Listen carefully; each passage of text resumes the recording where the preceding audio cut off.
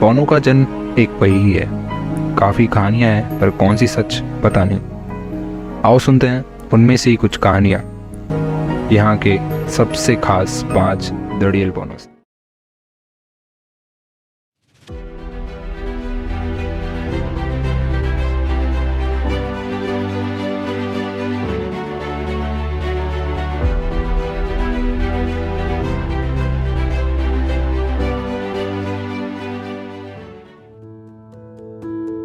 आज स्टॉक सज रहा है क्योंकि आज गरज का जन्मदिन है। गरज 5 खास बालों में से एक है। गरज को मास्टर ऑफ लाइब्रेरी यानी सबसे जानकार और स्टॉक का सबसे होशियार बोना माना जाता है। उसी का शिष्य है सैफरिक, जो गरज को सरप्राइज देना चाहता है, वो भी पूरे स्टॉक के साथ। वो पूरे स्टॉक को सजा देता है सारे बोनों की मदद से, और सब झुक जाते हैं और गरज का इंतज़ार करते हैं।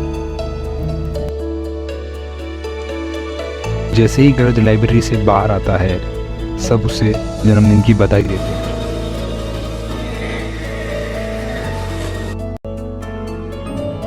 सैफरिक उसके लिए एक तोहफा लाया होता है, पर लेकिन वो उसे बाद में देना चाहता है।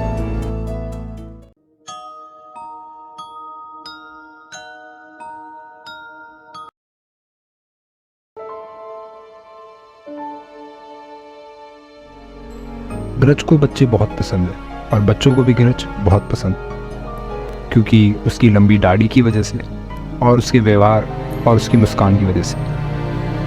इसलिए वो उन बच्चों को बोनों के जन्म की कहानी सुनाने का वादा करता है और बच्चे बहुत खुश हो जाते हैं। पर खास बौने गरज को रोक देते हैं। फिर गरज उन्हें समझाता है और वो मान जाते हैं। गरज की कहानी सुनने के लिए पूरा स्टॉक बेताब होता है, क्योंकि किसी को इस कहानी के बारे में नहीं पता। तो सब गरज की कहानी सुनने के लिए आराम से बैठ जाते हैं।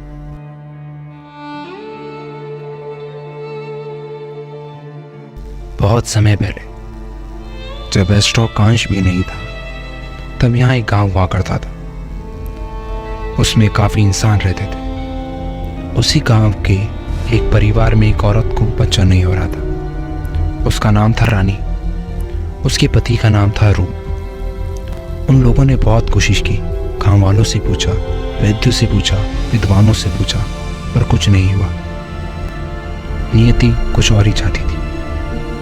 रूप थक गया था। उसे लगा उसका वंश आगे नहीं बढ़ पाएगा। पर रानी ने हार नहीं मानी।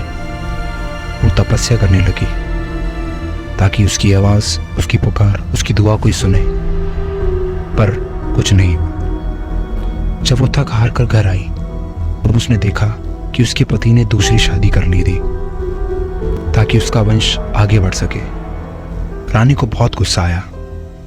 वो घर से निकलकर जंगल की ओर निकल पड़ी। बहुत चलने के बाद उसे एक झरना दिखा और साथ ही साथ उसे बहुत प्यास भी लगी थी। तो वो अपनी प्यास बुझाने उस झरने के पानी को पीने लगी और थक के वहीं बैठ गई। वो आराम से बैठी थी, आराम कर रही थी, तभी वहां से एक आदमी जा रहा था। उसने रानी को देखा और पूछा, तुम गर्भवती होकर यहाँ क्या कर रही हो? तुम्हें अपने बच्चों का ध्यान रखना चाहिए। रानी ये सुनकर चौंक गई। उसने उस आदमी से पूछा, आपको कैसे यकीन है कि मैं गर्भवती हूँ? उस आदमी ने कहा कि मैं एक वैद्य हूँ, मुझे दिख रहा है कि तुम गर्भवती हो। और रानी पूरे रास्ते में यही सोचती रही कि वैद्य ने जो कहा है क्या वो सच है।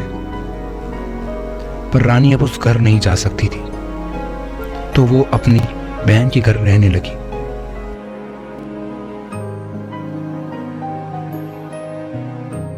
रानी सही में गर्भवती थी और कुछ दिनों में बच्चे को जन्म देने वाली थी। वो एक दिन फिर जंगल में सब्जी ढूंढने निकल पड़ी। रास्ते में उसे भूख लगी। उसने एक पेड़ को देखा और उस पे लगे एक फल को।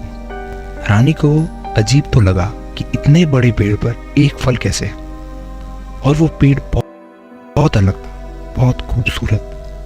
बहुत चमकदार सी पत्तियां थी, पर लेकिन उसमें सिर्फ एक ही फल था। रानी ने वो फल तोड़ा और खा लिया। पर उसी वक्त एक आदमी ने रानी को फल खाते हुए देख लिया। उसे बहुत गुस्सा आया। उसने रानी को उससे भरी निगाहों से देखा। रानी डर गई। वो कोई आम आदमी नहीं था, वो एक रूह गार्ड था।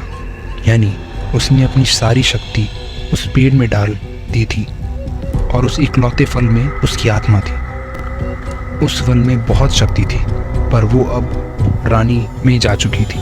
गुस्से में रूह गार्ड ने रानी को श्राप दिया, तुम्हारा बच्चा छोटा और बदसूरत होगा, जिसे कोई देखना पसंद भी नहीं करेगा। रानी वहाँ से भाग गई और बहन के घर आ गई। रानी ने 2 जुड़वा बच्चों को जन्म दिया था। फिर रानी को उस वैद्य की बात याद आई कि वो बार बार बच्चों बच्चों क्यों बोल रहा था। यानी उस वैद्य को पता था कि रानी जुड़वा बच्चों को जन्म देगी। पर रानी का एक बच्चा बहुत बदसूरत और छोटा था, और एक सुंदर पर छोटा। और वही सुंदर बच्चा और कोई नहीं, हम ही हैं, हम बौने। पर उस फल की ताकत की वजह से हम में बुद्धिमानी और शक्तिशाली हैं।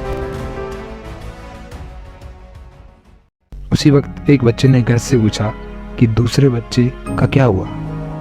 गरज बताने ही वाला था कि अचानक से हमले का नगाड़ा बज गया।